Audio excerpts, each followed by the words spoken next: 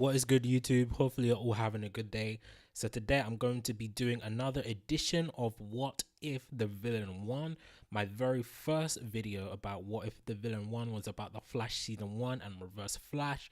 So today in this video I'm going to be doing What If Malcolm Merlyn won, because he was the main villain for Arrow Season 1. So that's what we're going to be doing today. So if you're new to the channel, make sure to subscribe to the channel to get more videos like this. And for my subscribers, turn on the notifications so that you don't miss out on any future videos as well. Like this video and share this video as well. So what was Malcolm Merlyn's central plan? And of course, Malcolm Merlyn we all know as the Dark Archer.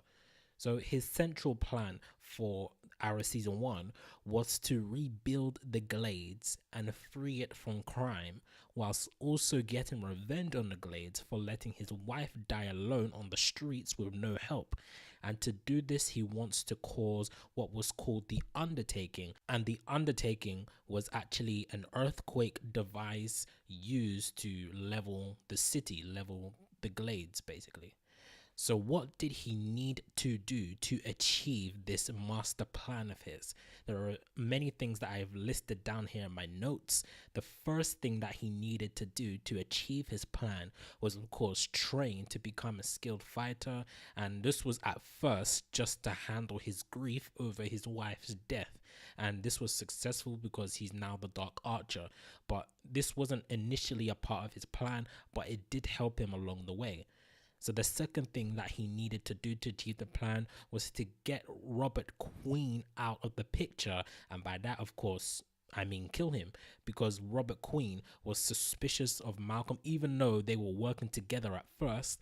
But Robert Queen eventually turned against the idea. So Malcolm thought that he needed to get rid of Robert Queen so that Robert Queen doesn't stand in his way. And of course that was successful because Robert Queen died on the boat, and inadvertently this created the Arrow and the Canary, because of course Oliver Queen and Sarah Lance, they both went on that boat as well. So the third thing that needed to be done for this plan to be successful was to take over sections of the Glades by purchasing them and hiring criminals and mercenaries to complete his mission. One of the people that Malcolm actually recruited to help him to complete his mission was, of course, Moira Queen. And this was mainly because he threatened Moira and Dia to keep her in line so that she wouldn't fall out of line like Robert Queen did basically. And the reason why he recruited Moira to work for him on this mission was because he wanted Moira to approve of all scientific developments through Queen's Consolidated, because of course this earthquake device of course requires a lot of scientific stuff to go into it. And the fourth thing that Malcolm needed to do to achieve his plan was to actually acquire the Undertaking earthquake device, and this was obviously a success, and we assume that he got it from Konstantin Kovar because the pair was seen doing business with each other in the flashbacks for Arrow Season 5. We assume that Malcolm gave Konstantin Kovar some Lazarus Pit water, and that was how Konstantin Kovar was able to resurrect from the dead.